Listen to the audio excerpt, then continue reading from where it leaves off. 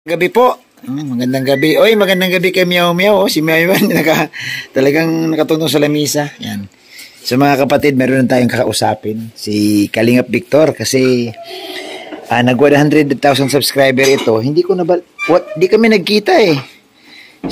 Siguro nasa probinsya ito nag 100,000. Ayan. Bro, good evening. Ay, good evening, Bro Bobby. Yan, salamat bro. Na nagkita tayo ngayon. Tagal na kitang hinahunting ay. Oh, matagal na rin kitang hindi nakita, bro. Oo nga, matagal. Kailan ba tayo nagkita, bro? Doon sa bilyaran. Ayun, yun ang huli mong pagpunta doon. Pumunta ako sa inyo. Tapos nagbakasyon ka nga, sabi mo sa akin, diba, uwi akong Caloocan. Caloocan, oo. Tapos, pagbalik ko nung dito, nakita ako, nung nagpilar ka, andito ako. Tapos, nung nakaraan naman, sabi nila may pinuntahan ka, kaya init talaga tayo nagpang-abot. Sumama ako sa bayanihan nila ni Dodong Roel. Ay, very good. Oh. Ayan bro, kumusta na si Kalingap Victor? Same as usual pa rin. Ayan, Kalingap Victor pa rin. Napaka-humble nitong tao kausap. Ayan si Kalingap Victor. Tana po, patuloy nating suportahan. Ayan bro, ngayon bro, ano ka na? Kabilang ka na doon sa mga may sertipikadong, ibig sabihin, certified vlogger ka na talaga. Meron ka ng parating na ba o hindi pa? In-apply ko na. Ang nakalagay doon, 2 to 3 weeks, darating daw yung silver play button. Oo. So assuming ano na yan, parating na yan kasi nakita naman sa channel mo eh. Oo.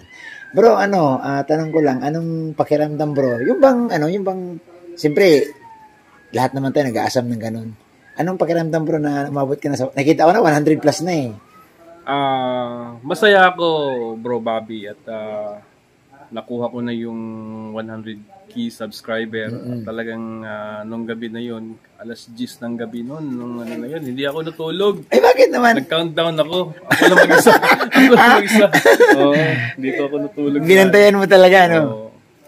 Tapos, siyempre, I would like to thank Kuya Bal Santos Matubang because kung wala si Kuya, hindi ako magiging ganito. Hindi ko hindi mo maabot yung minimiti nating mga 100,000 subscribers. Kasi marami akong nakita ng mga small YouTuber na nagsulo lang sila.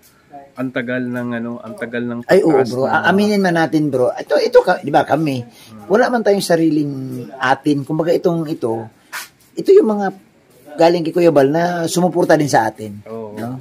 Kaya salamat talaga ako kay Kuya Bal Santos Matubang na kinupkup din niya ako dito sa Lighthouse.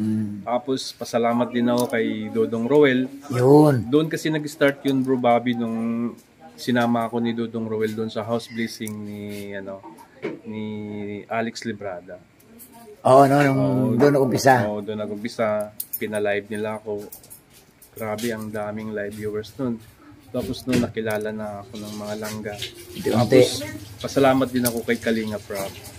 Kasi nung ribbon cutting ni Lola Carmen, nag-viral yung niya, yung doon sa in-upload ko sa sa YouTube Shorts. Oo. Nag-viral. Siguro ngayon mga 700,000 na yan. 700K. Nag-upload ka doon ng Oo, nag-upload ako. Ayun, malaking tulong yung bro pagdating sa subscriber. Oo, kaya salamat din ako kay Kalinga Prab. Siyempre nila ni Alex Librada, ni Legis King, at sa mga kasamahan ko dito sa Lighthouse kasi napakabait din nila. Kaya pasalamat din ako, Bro Bobby. Ayun. So bro, anong plano ni Kalingap Victor sa ngayon na umabot ka na nga doon sa mga inimiti ating lahat na maka 100 man lang? Ano ang inaasahan ng mga viewers sa'yo, bro? Sa ngayon, Bro Bobby, siyempre maliit pa kasi yung revenue ko. Hindi ko pa kaya talagang magsulo. Magtuloy-tuloy, ano? Oo, siyempre gusto ko rin na ipagpatuloy ko yung pagiging Kalingap Victor eh. Kaya gusto kong pag once na may pundo na talaga, siyempre gagayahin ko si Kenred, gano'n. Na nagsusulo na talaga siya. Nila Kalingap Alvin, gano'n. Ano yun bro? Anong plano mo bro? Ano ang iniisip mo doon sa anong lugar ang gusto mong magbuhos ng pagtulong? Kunyari, naisip mo ba dito o sa Dait o sa ibang lugar? Kung sakali lang na dumating ang punto. Sa ngayon, parang dito muna sa Bicol. Bicol. Oo, kasi nga, hindi pa talaga ako ganun kalakas eh. Oo. Pero pag once na darating din yung time, baka uwi ako ng Ormoc.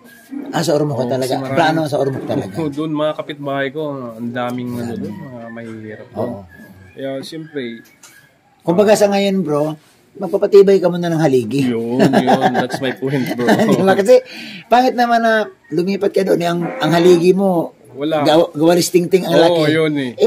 Malulumpo ka niyan. Yun. Tama yung sinabi ni Bro Bobby, mga kalinga. Kailangan magano muna ako patibay dito. Patibay ng haligi talaga. Yun. Parang pagamot muna. Yun. Pero hindi naman for a lifetime na... Oo. Ang ano nga natin ito na, kumbaga, siyempre alam mo bro, kahit man makita naman ang views, kahit naman 100,000 subscriber ka, kung ang views mo kukunti, hindi yun enough para makaano ka bro. Yun. Kasi kung magsulo ka, isipin mo, pag nagsulo ka, iyo lahat eh. Totoo gasolina, pagkain, totoo ayuda, sabihin mo ng pabigas. Pero alam mo naman, sa dami ng manghingi sa'yo. Yun, totoo yan. Kasi nakita ko naman, nakasama din ako kay Kalingap Alvin. Napanood ko rin si Kalingap Alvin kung paano siya tumulong. Kaya ganun din. Siyempre naisip ko rin yun. Hindi naman sa lifetime na mag-stay ako. Pag once na makapundo na ako, siyempre, mag-ano na rin ako ng yung sarili kong talaga, charity. Yun. So bro, message mo na lang siyempre kay Kuya Bal, sa ating founder, kay Ate Edna. Yan, maraming salamat talaga kay Kuya Bal Santos Matubang, kay Ate Edna's Vlog, kay Kalingap Rob. Maraming salamat talaga at sa pagtanggap nila dito sa Lighthouse. Kaya I really appreciate it. Grabe bro, no? Siguro noong araw pa man, hindi mo inisip na dito ka sa Lighthouse mapadpad, no? Kasi nung sa Pilar Sorsogon talagang kung sa Bisaya pa, mingaw. Mingaw. Siguro bro, kung hindi ka bro pumunta dito, siguro bro, di mo pa maabot yung 100. Kung sa Pilar ka lang talaga nag-stay. Nandoon pa rin yung yung views ko at saka yung subscriber ko. Pero nung nakapunta ako ng dai talaga dito sa Lighthouse, talagang ang laki ng pasalamat ko kay Kuya na binigyan ako ng pagkakataon na makabalik dito sa Lighthouse. Yan. So bro, ano ang pakiramdam ng mga kamag-anak mo, especially pamilya mo bro? Yung asawa ko, tuwang-tuwa siya. Ay, grabe, Kasi nga, actually bro, gusto na niya akong pauwiin eh. Ano ibig sabihin bro? Sa Pilar? Sa Pilar? Oo. Sabi niya sa akin, nonsense. Kasi yung views mo, so ibig sabihin bro, aminin natin, dumating ka rin sa punto bro na parang panghinaan na ng loob yung... Kaya nga nung nagpabahay ako doon sa Pilar, pag umuwi kami ng alas 6 ng gabi, parang ang bigat ng ko na pakiramdam. Grabe yung sacrifice ko, pero yung views ko wala. Kaya parang sabi ko, pero sige lang. So yung sinabi bro ng misis mo, pasensya ka na, interesado ako. Nung sinabi ng misis mo gano'n, ano ang sagot mo sa kanya? Sabi ko, bigyan mo pa ako ng ng kunting panahon. Siyempre, ganun talaga eh. Siyempre, bago pa lang ako sa Kalingap. Siyempre, hindi pa talaga ako kilala. 5 months pa lang ako ngayon. Kaya, siyempre, gusto ko pang habaan pa yung ko. Kaya, sabi niya, uwi ka na kasi wala naman nonsense naman yan. Kasi mas maganda pa magtrabaho ko na lang dito, ganun. Pero nilabanan ko yun. Muntik na akong muntik na talaga akong uuwi na. Grabe, mabuti bro, pasalamat din tayo at nabigyan mo pa rin talaga ng time na ibig sabihin na-extend pa ng konti yun. Kasi kung bumigay ka ng time na yun, sigurado walang mangyari. Walang mangyari. Kaya ang sa akin lang, Bro Bobby, basta pag once na nakagamot na yung YouTube channel ko, like Alvin, Kalingap Alvin, Ken Reid, mga ganun, pwede na. Pwede na, Yan. Basta importante bro, may mga pagsubok kasi talaga yun. Hindi pwede bro na kahit ako, marami kang pagdadaanan. Pero, ang tanong nandun nakaumpisa, nandito ka na Alangan na atras ka pa ba?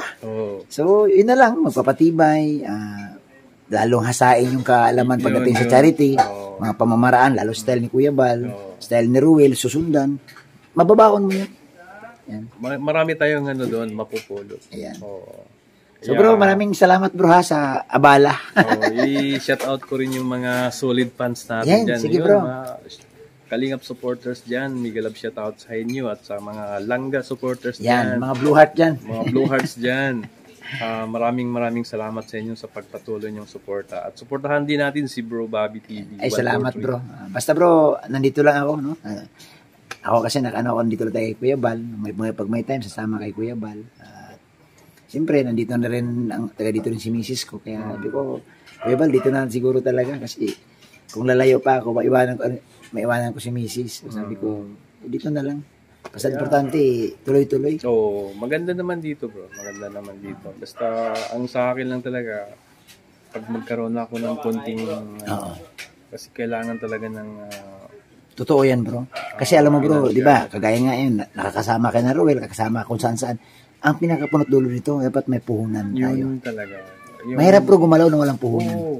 Kumbaga mahirap makipagdigma kung ang bala mo isa lang. Kasi, napag-usapan din namin yan sa mga Kalinga partners din. Ino-open ko rin sa kanila na when I was in Pilar Sorsogon, hindi naman pwede natin kausapin yung tao na wala tayong... Totoo yan bro. Given yun. Kaya, at saka nag-speak yung tao. Sa oras kasi bro na alam nilang vlogger ka at pumunta ka doon, ang isip nila nun, tutulungan mo sila. Yun. Tama ka bro, Bobby. Kaya tutulungan nahiya din ako na wala akong maiya bro. Totoo yan bro. Totoo yan. So, salamat bro ha sa pagkakataon. Ayan, isang dyan, grabe. Tutuwa ako at meron na namang nakatungtong na 100,000 subscriber. Ayan. At ang susunod dyan, taga dito lang sa Lighthouse. Yan, salamat bro, Bobby. Salamat. Ayan, susunod dyan si Kalingap James at saka si Kalingap Jose. Yan. Shout out kay Kalingap Jose. Sarap ng subo ni Kalingap Jose. Kain. Ayan, salamat. Ayan, maraming salamat at kakain na kami ng sinabawang isda. Ayan.